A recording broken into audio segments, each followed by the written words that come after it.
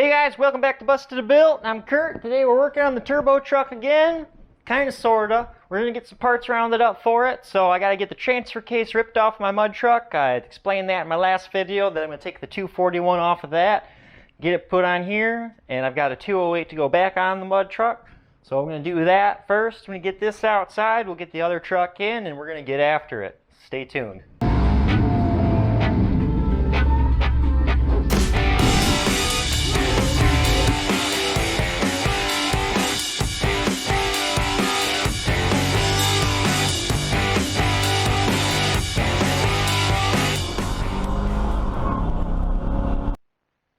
Alright, so now this is where we're at here. We got the transfer case ripped off the mud truck.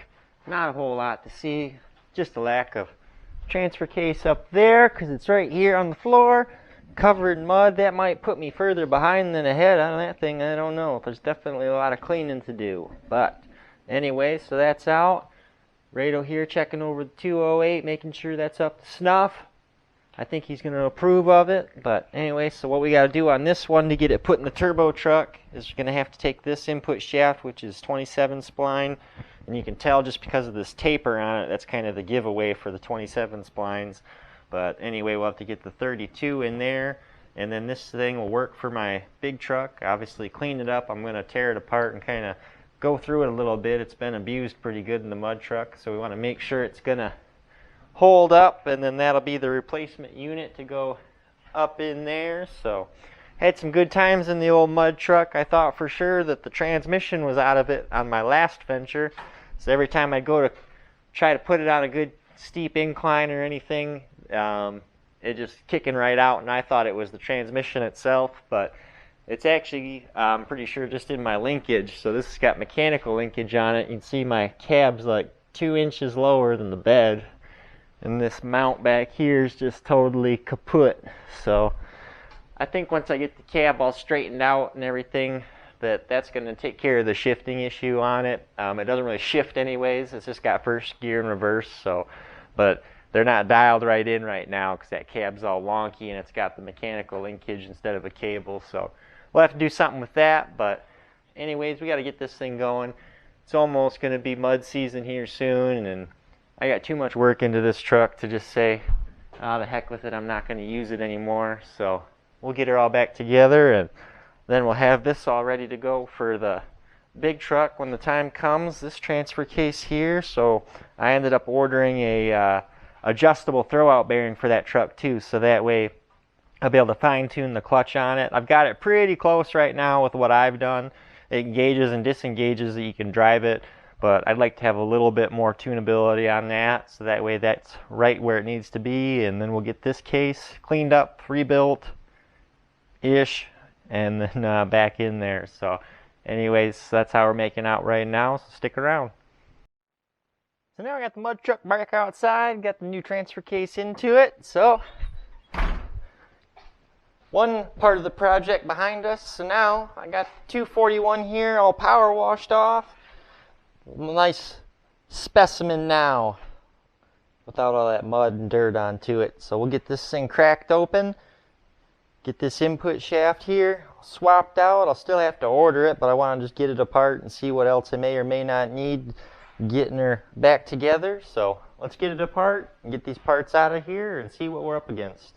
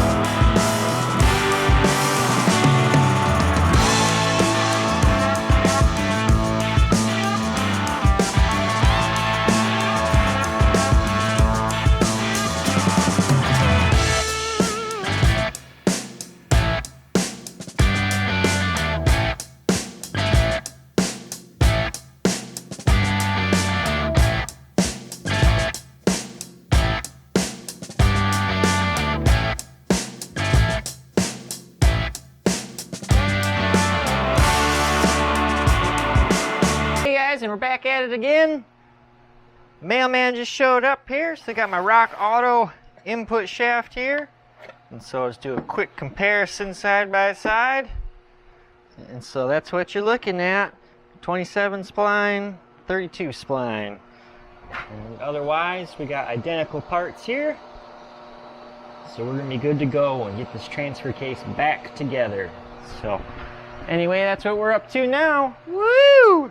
Stick around, thanks.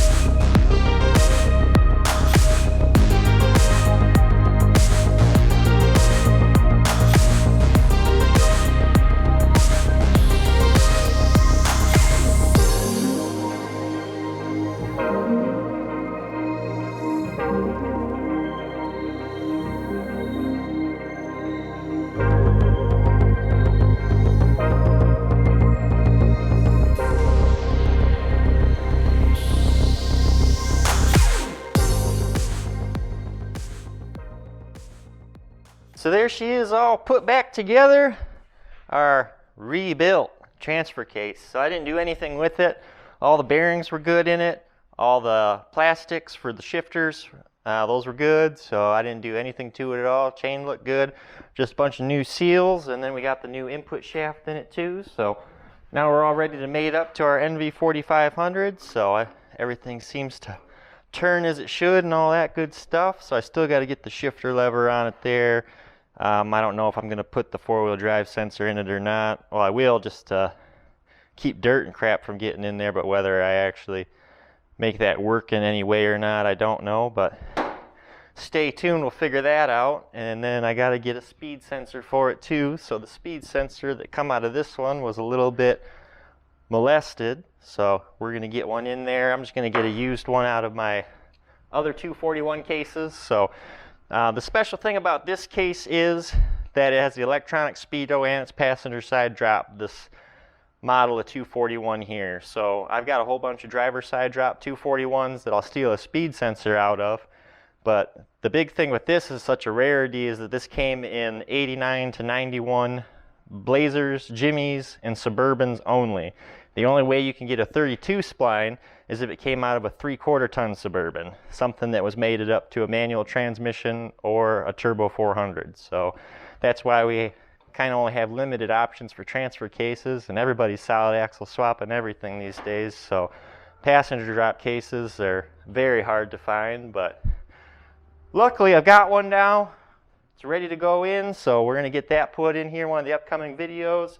I've got my release bearing still on the way. It hasn't showed up yet, my adjustable one, so we'll get that coming too, but we'll just tinker with some other little stuff in the meantime. At least we got the case all together, so one more thing checked off the list and just keep at it. Hey guys, it's a new day in the shop here and we're getting right at it. So we're going to start off the day by putting in an intake air temp sensor. So now I've got no mass airflow sensor on the truck. I'm just going to be running it off of a map. And so over here, this is the harness that would have come over here to the mass airflow, and I've just got the wires cut off of that, and then just the two left for the intake air temp sensor. And so that'll go over there. I'm going to put the temp sensor right here where the purge valve originally went. We're not going to be running any evap on this vehicle here. And otherwise, I did get another O2 sensor in it. I thought I could put one in and run the whole engine off just one sensor. I didn't see an option for that in my tuner, so I just put another bung in it, and I'm running both the upstream sensors off the downpipe.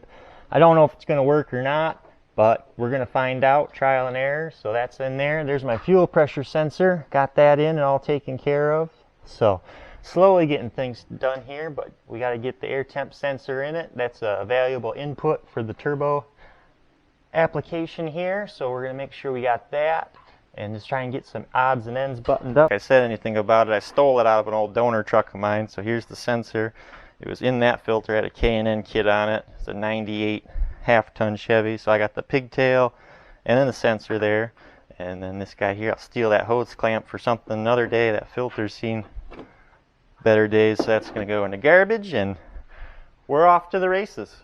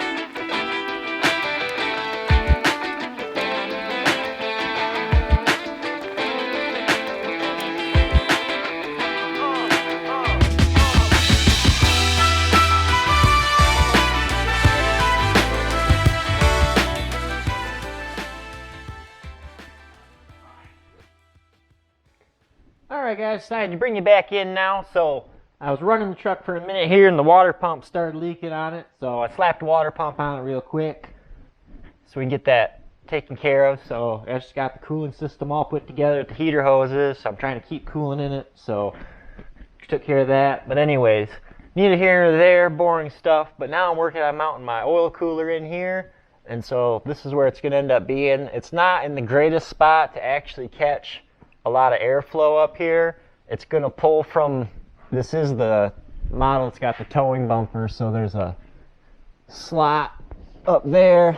So anyways, it'll be able to catch a little from there, but not a whole lot. So anyways, but I don't run an oil cooler on any of my other trucks like I mentioned before, so just having this up here to even dissipate a little heat, you know, will help a lot. So anyway, that's where it's going to go. And I was thinking that maybe even I could cut kind of an opening in this plastic right here, and that open that up too, let it catch a little air, since it's going to be protected by the winch mount here. So anyway, so that's kind of how that's going to mount in there. I've just got it bolted up to the core support, and then this little angle brace here, just keep it sturdy enough.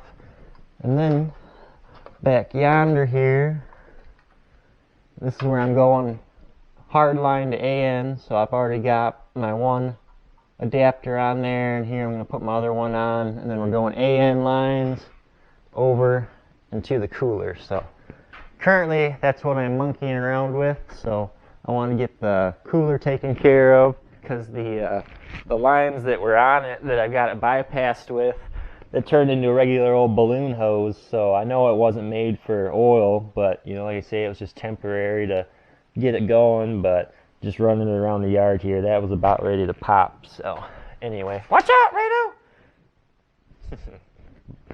But now we got gonna have this thing cooling now too, so taking care of a little at a time. I appreciate you guys with your patience. So but anyways, so we're gonna get that all buttoned up here and get back to it.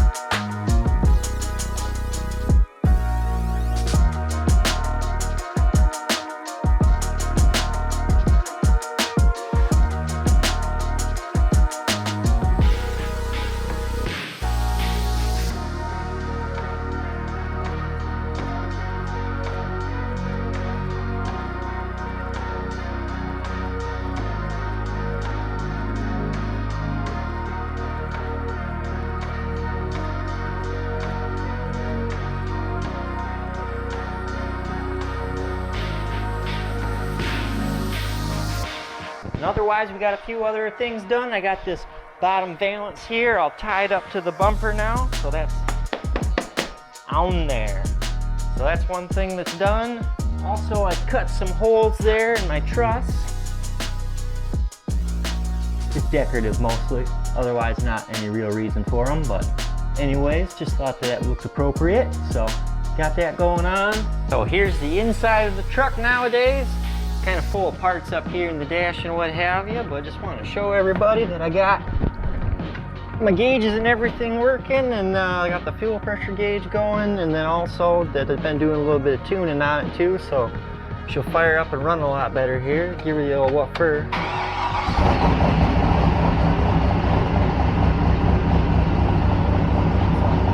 There's fuel pressure, manifold vacuum, which is low just because of the cam, so give it a little throttle, it comes right up.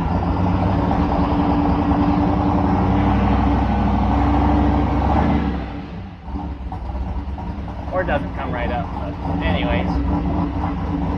And we got the wideband there, so we're pretty rich right now, but like I say, I've been doing some tuning, so we're gonna get that all ironed out, but just a little at a time again. This pristine interior. Old man truck, lovely. Hey guys, just getting this video here finished up and all edited, and I appreciate you guys watching. It's not much of an outro, so I do apologize for that, but just trying to pick away at the truck and get as much done as I can. So we're working on it here and there, and I'm not able to film everything, but I'm trying to at least report most of what I'm doing to you guys, even if you're not catching it on camera. But I do appreciate the support, and I'm hoping that everybody follows along and is enjoying the content. We're going to try and get this truck wrapped up at least this year, at least try and make a couple runs down the road, so we'll see how we fare with that. But if you enjoyed the content, please consider subscribing, liking, even leaving a comment if you got a question or something that you'd just like to add. So thanks. We'll catch you on the next one.